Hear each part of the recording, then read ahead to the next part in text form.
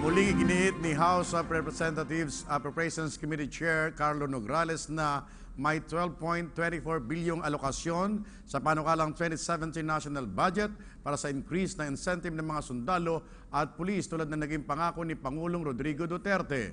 Ayon kay Nograles, ang nasabing halaga na kasama sa panukalang budget ng susunod na taon ay nakapaloob sa 39.6 billion pesos na alokasyon para naman sa compensation adjustment sa ilalim ng Miscellaneous Personnel Benefits Fund o MPBF.